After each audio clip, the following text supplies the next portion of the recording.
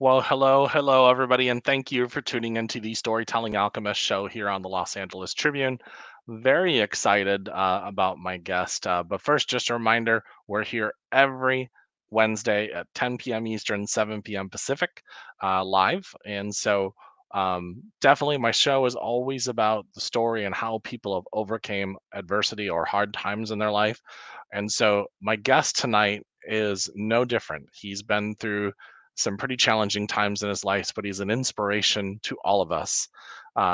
He is I'm gonna let him tell the story, but he's a cancer survivor of two times, and has done some amazing things in his life. And he's got a new book coming out in September. So please help me welcome Howard Brown to the show. Howard, how are you? Jeremy, thank you for having me. So glad to be here this evening with you and be on your show. Thank you for having me on. Absolutely. And so let's first of all, we met what I guess now it's getting close to 2 months. Oh, So yeah, a we're a couple long months, time. a long time friends. It doesn't seem like that long, because this summer just seems to be breezing by. It But is. It is moving by, but I appreciate it. We're running in the same circles now, so I'm really glad we connected up. absolutely. So let's talk about you are a twin. You've gone through some challenging times. You're a Silicon Valley entrepreneur, and you've gone through cancer two times and survived it. Let's just start off with the big question. How do you I guess recover or um get better from cancer? Because I believe you were stage 4 cancer, am I correct? So absolutely. So we'll go right at the heart of it. So I've had two stage 4 cancer diagnosis in my life, and pretty much told to get my affairs in order twice. Once at age 23, stage 4E T cell non-Hodgkin's lymphoma, right in the prime of my life after I graduated college and I was starting my career. And then again at age 50, I actually had a 50-year-old colonoscopy and stage 3, and then a year later, metastatic stage 4 colorectal cancer. And I handled them very differently at two times of my life, and I don't wish it on anybody. So for those listening, let's save one person tonight. Go get a Cologuard test. Go get a colonoscopy if you are 45 and older. Anything is better than chemo, surgeries, and the side effects that I've had to go through these last 6 years. Yeah, so that is interesting because that is two drastic times in our life. Man, I just thinking about when I was 23 and some of the crazy things I was doing.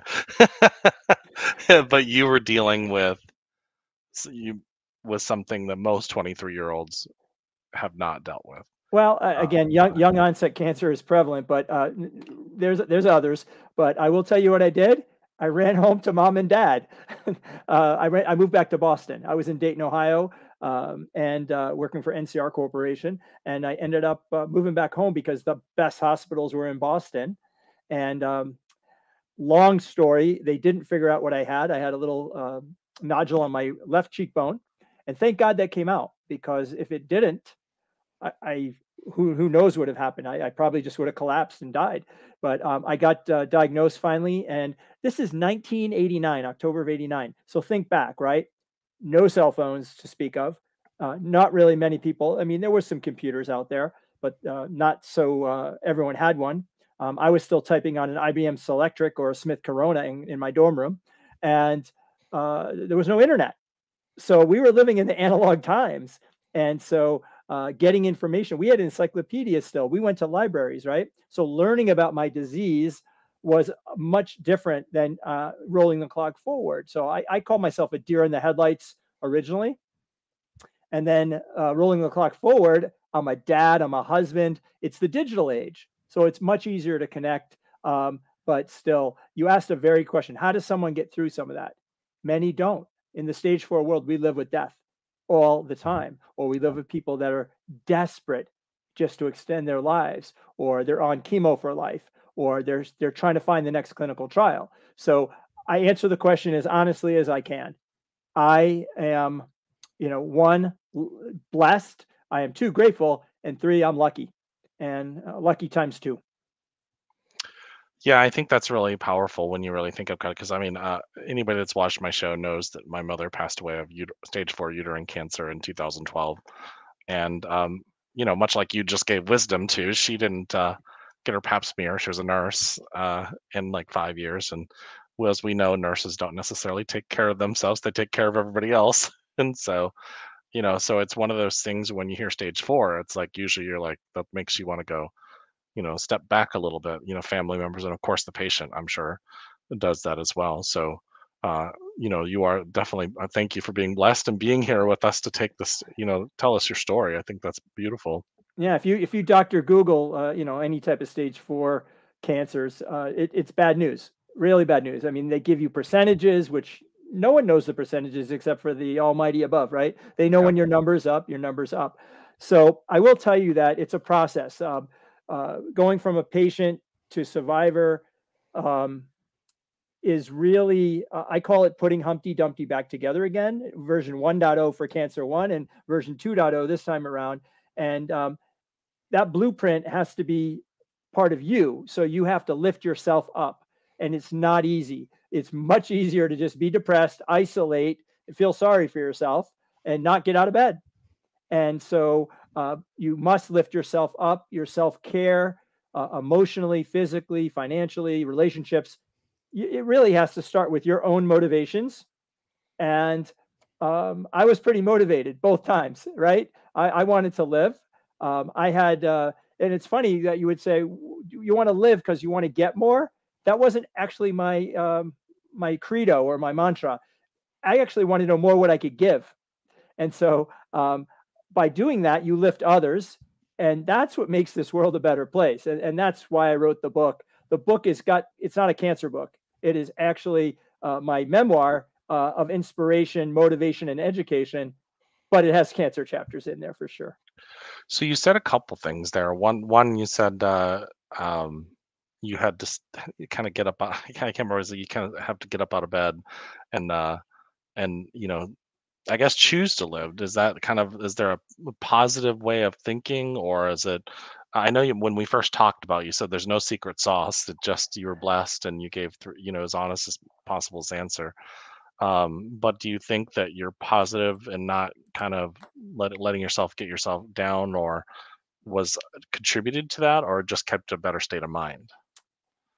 So it's not easy. I will tell Yeah. you that when you're raging on steroids, okay, you don't want to be around me. When I'm crawled up in a ball after chemotherapy, or I'm Mm. recovering from surgeries, that basically gutted me like a fish and poured hot chemo in me, or I did full body radiation with cancer 1. Um, those are awful things to go through, and they can depress you. And they did. I had anger, I had denial, I had lots of emotion. And I kind of kept that to my inner circle because you know what? Everyone's got their own issues going on each day. But the days that I did feel good, walking to the mailbox might have been the activity of the day. And then the dog wanted to go a little further. So Cody had to go a little further. So I walked a little further. And then I walk a little further. And maybe that was the victory of the day. Right. And so small steps and a couple of steps backwards. But when I failed all the chemotherapies I failed on cancer number 1, I had no light. There was no good news until they told me that my twin sister, because you mentioned I'm a twin, sister CJ, was an exact HLA match for a bone marrow transplant in May of 1989. Now, that was the first piece of good news. But do you know what they told me? They said, you could die immediately after we transfer her bone marrow into you in an infusion. You could die eventually, or it might take. Those are Oh, you got a wow. 33% chance of maybe it working and having her bone marrow overtake and be accepted by my body and then overtake the T cell lymphoma. So same thing with colon cancer. I failed the original chemos. I failed the original colon resections. I have 23.5 inches of less colon today and no gallbladder and no stomach lining, although it grows back, 12% less liver. Those aren't fun. Those aren't fun. And so the answers were not evident right away. Hmm. So it's that mental toughness. Now, I said that I was a deer in the headlights the first time, and I was.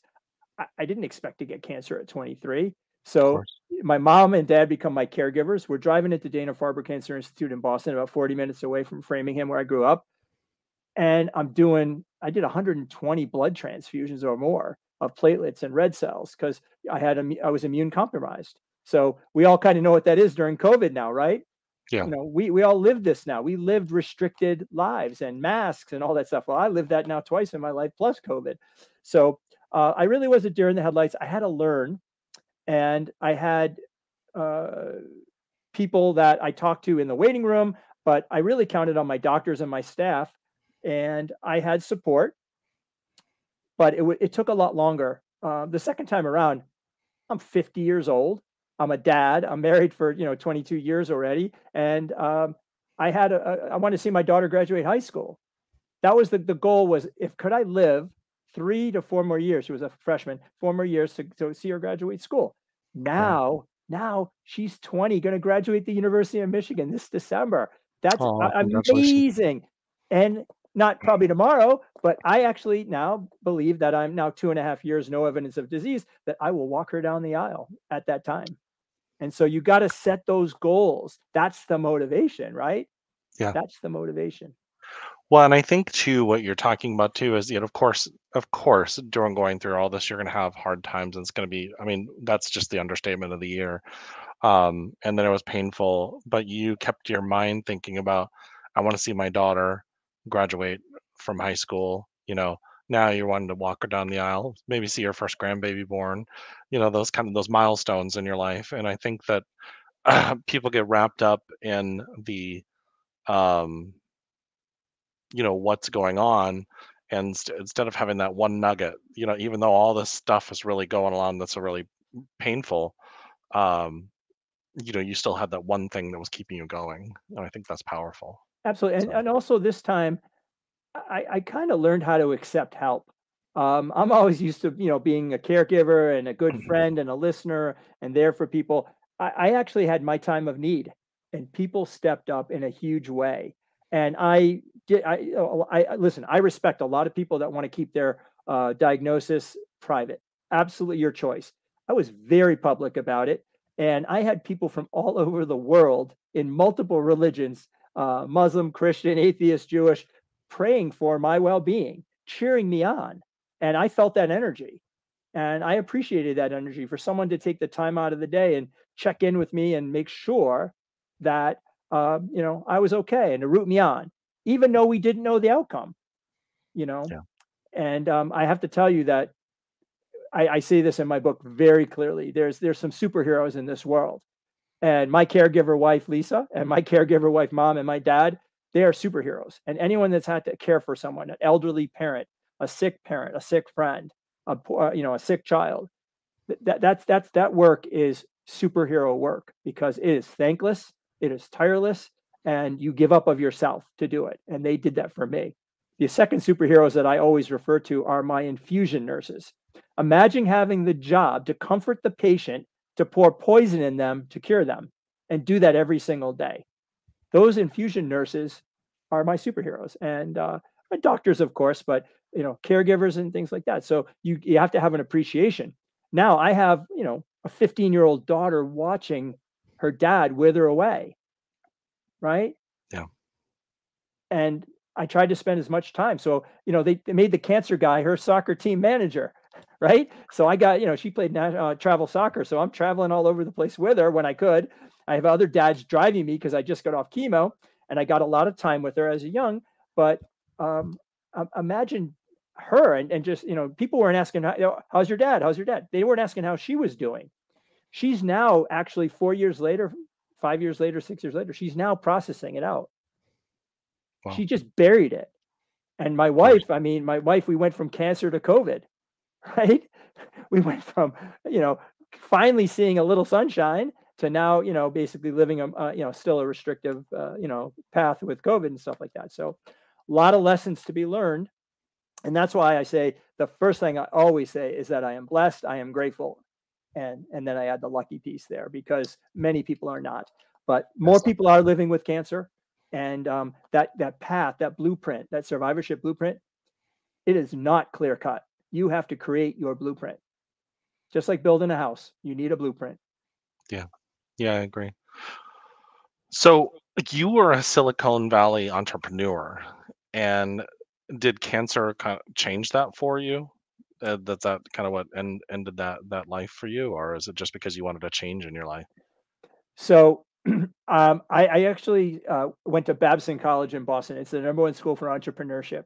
And so at that time when I graduated, you went to IBM, NCR, Unisys, HP for a technology startup to get your foundation built. So I spent the first part of my career with NCR Corporation.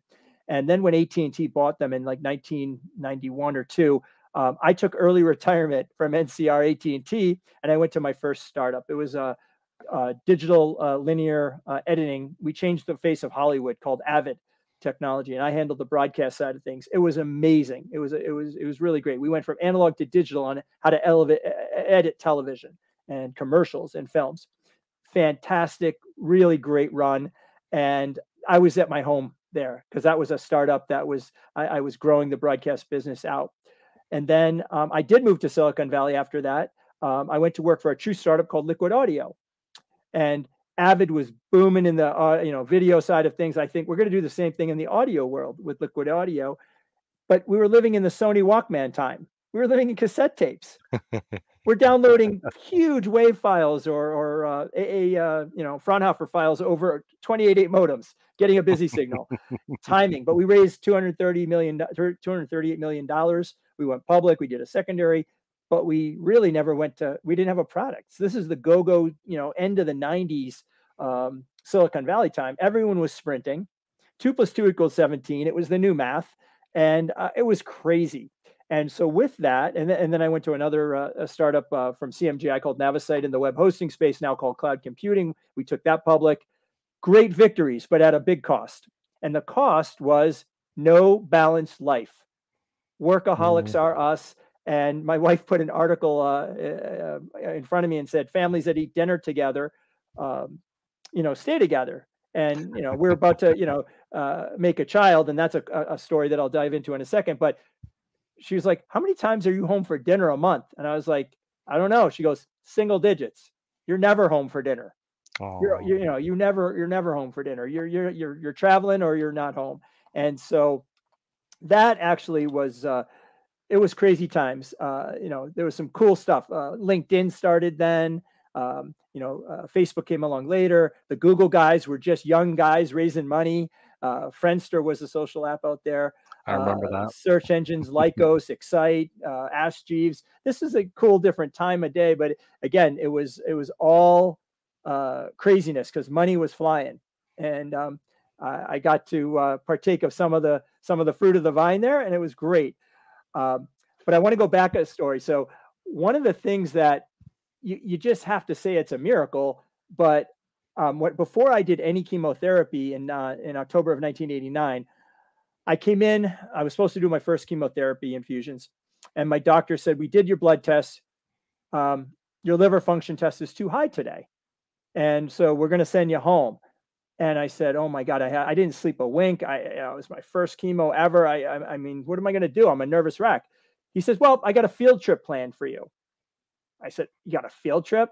Yeah. First of all, you told me I'm sick, and I got to get my affairs in order. I'm 23 years old, and he said, "Go on this field trip. You're going to the cryogenic center." I said, "Cryo what?" He goes, "It's a sperm bank." I go, "Why should I go give a sample if you told me that you don't even know if you can save my life?" He's like, "Just go do it. You're not doing chemo today." So you know what? I did it, right? Not knowing why I did it, but I did it. So you roll the clock forward. I get to a 5-year remission, and I get married out in California where I'm rebuilding, putting my Humpty Dumpty version 1.0 blueprint together to rebuild my life again. And I meet my wife out there. And, I after we got to know each other, I told her about my health history, and that the fact that I could not, have a baby naturally, that I actually had stored sperm. And she accepted me, and we got married at Shutters on the Beach in '94. It was beautiful at sunset. It was gorgeous. I think we were the third wedding there, right on the pool deck overlooking the Pacific. And Wow. and when we're up in Silicon Valley, we ordered the sperm, the frozen sperm, to come out to San Jose, California. And Lisa made 8 eggs. They defrosted the sperm. They put 4 of them back in there, and I get a miracle baby Emily. We call her our frozen kidsicle. I mean, so you got to think about this, is that a bone marrow transplant from my twin sister saved my life, right? Then 11 years later, okay, I get to have my own child, right? And then you roll the clock forward to now at age 56, and I had this shake and bake surgery called CRS HIPEC, where they cut me open, cut out all the cancer, and poured hot chemo. And people do relapse. It's called the mother of all surgeries. It was an 11.5-hour surgery. And I am now currently no evidence of disease at this time. I am cancer free for, what did I say, 2.5, I'm like 2.8, 2 years, 8 months. And on the way to 5 years. They'll never say I'm cured, but this is time to start to put cancer in their rear view. And this is where I'm putting the new blueprint together as an author, as a speaker, as a podcaster. And I am just going to go and spread the word and motivate, educate, and inspire, and tell people how to live a resilient life. Yeah, so let's talk about your book's coming out on September 27th. Am I correct? Yeah, the pre-order will be sooner, I think in the next 10 days. But yep, that's the launch date on full Amazon when the ebook is available. So I've got the proof copies here, right here. I'm touching it, feeling it. Really amazing. Never had a bucket list wish to be a published author, but I'm really glad I am now. Yeah, so hold on, I was gonna show you everybody. I put the his website here. It's shining brightly up on the but I was also going to show your website really quick, because that actually has a copy of It does. Yeah, please do. your book. And so just give me 1 second. Sure. Share screen right here. Yeah, so if you guys want to look, his book is right here. And then it gives, I'm sure it's telling you to go to Barnes & Noble and Amazon, stuff like that. So, and it's, again, shiningbrightly.com. So I'll stop sharing, but I just want everybody to see that. Yeah, thank you. And so, yeah, so it's such a great story. I mean, you have so many cool things. I think that one of the things I find interesting when I read through your story or hear about your story is you have so many things that you've actually lived, and even down to the making sure that you didn't understand why you were going to the cryo to freeze your sperm, but you now have had a child, a daughter, and I'm sure she smiles at you when you call her, what is it, the Frozen what, kidsicle? frozen kidsicle? She probably just rolls her eyes. No, we call her our miracle girl. She's our Oh, miracle that's girl, and cute. that's the name of her chapter. She got a chapter in the book, and it's called the Miracle Girl. Yes. So I know you talk about being the international peacemaker. What does that mean? And what do you do with that? So I moved to Michigan. My twin sister calls me one day. I'm living in Silicon Valley, and the .com boom was sort of over. I lived there from 97 to 2005, and I wanted my daughter to grow up with cousins, and my in-laws live in Michigan. My wife's from Michigan. My sister's moving to Michigan with her 3 kids. My wife has a sister, Beth, that has 2 sons and a couple uncles. And so we got the band back together. And we were living alone out in California. And listen, the Bay Area is great. We love Southern California too, but there's nothing like family first. And so we moved here in the summer of 2005. And I got nominated to be on a board of directors called American Jewish Committee, Detroit. And they were the outreach organization to other ethnicities and religions. And so I moved here, and I learned that Dearborn, Michigan, and the surrounding communities happens to be the largest home of Arab Muslims outside of the Middle East. And there's another population called Chaldeans, Iraqi Catholics or Christians that are called Chaldeans, largest population outside of Iraq. And then there's Lebanese, and there's Albanian, and there's Yemenis, and this is a big melting pot here. And I'm learning these other cultures, and these other cultures have restaurants and foods and shops. And our job as part of the board of directors was to reach out to these other ethnic communities. So after sitting on this board for 17 years, you get to know people. You do business with the with people. You have them to your home. They come to your big events and things like that. And what that leads, though, is the American Jewish Committee is an international organization that focuses on this interfaith relations, diplomatic relations, and it extends to all over the world. And the basic tenets are that we are all God's children, okay, from different religions, but we're more alike. We have more values that are in common, even though the world doesn't always look that way. And so I've had great experience meeting, ambassadors and consul generals and foreign ministers, as well as Muslim lay leaders and Chaldean and other ethnicities, Indian, Hindu. It's just a fabulous thing, because what that does is it allows you to experience other people's culture, other people's upbringings, other people's values. Do we always agree? Nope. But can we learn from each other? You betcha. Yeah, absolutely. That's beautiful. Yeah, and I think that's what it really comes down to, just being in the heart. And I was just talking about this with somebody the other day. I was like, when did it become in our world where we stop, where we could have a disagreement, but as adults, we just say, hey, don't see it that way. But we're learning from each other and growing from each other. And so, things have drastically changed in our world. But I believe also, just by people doing what you're doing, you become an example to other people of how you can be. So, Yeah, it's a matter of respect. And so there's a couple tenets that, were kind of given to me growing up in a Jewish household. I'm not super religious, but I am very much, believe in the values of what Judaism has taught me. And one of the first ones in the first chapter talks about what's called tzedakah, and that is justice, or actually giving. It's charity. And the second tenet is chesed, which is called loving kindness, being kind, being caring, being thy brother and sister's keeper, being respectful. And the third one is called tikkun olam, and that is repairing this broken world and healing the world. And if we live by those three tenets that I grew up in, and you execute those, the world is so much a better place. It's really a better place, and a better community. You're a better neighbor. You're a better friend. You're a better father. You're a better brother. So that's what I'm trying to live by as much as I can. Do I fall down? Oh yeah. Have I made mistakes? of I'm human, absolutely. But course. and again, I'm not preaching about it, because I'm walking the walk. I talk the talk, but I walk the walk. It's what I try to do, and what I'm going to try to do with whatever amount of years I have left. I think my last question I wanna throw out to you before we kind of wrap up the show is, what is some last minute wisdom that you would like to give the viewers about their lives and things that they could do to make sure they shine brightly, I guess, like, since we'll use the title of your book. Well, I always have the swag going on, so we're definitely shining brightly. Got to have shades, right? So part of my thing there. So I will tell you that everyone has it in them. It can be hidden, but they've got to bring it out. And we call this light, right? Your special light.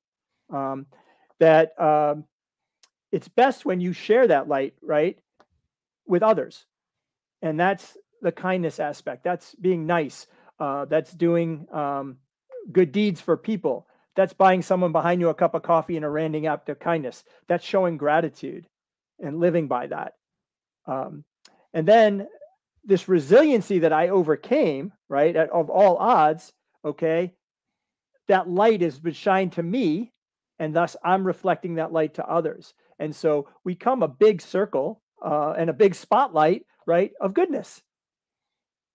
And that's basically how we can illuminate the world and celebrate our diversity, celebrate what is so great about America, about being, free to choose and do what we want. And as I said, we're not taught to hate coming out of the womb. It's learned. You choose to do it or not, if to speak hate or do hateful acts. So I always say, let's lift up ourselves, self-care and balanced life, lift up others, and then together we will shine. Now that does sound like a preacher. I like it though. Everybody, just a reminder, his website is shiningbrightly.com. And so I want to just throw that out there to go check out his website and pre-order his book when it comes out, and I'm sure that you'll really enjoy it. I also want to invite everybody to on Tuesday night. My friend Donna Campbell is coming on I'm doing a live webinar every month, and she'll be on Tuesday night at 9 p.m. Eastern. Donna Campbell on the Healing Revolution, and you just go and register at that link there. So, and then my guest next week is Dr. Laura Cobb. So everybody tune in next week, 10 p.m. Eastern, 7 p.m. Pacific, every Wednesday night. And Howard, it's been great to have you on the show, and really appreciated you coming talking about your story. And I'm looking forward to getting to know you. And I guess I will see you tomorrow at our normal weekly meeting, Speakers Playhouse, the craziness. Yeah, we'll see each other back on the circuit. So thank you for having me and sharing my bits of my story. And please, I'm very open. Please come visit me at the website, interact, and be glad to speak back with you. And Jeremy, thanks for having me on the show. You're shining brightly tonight with me. Absolutely. Everybody, much love and have an amazingly blessed week. Bye-bye.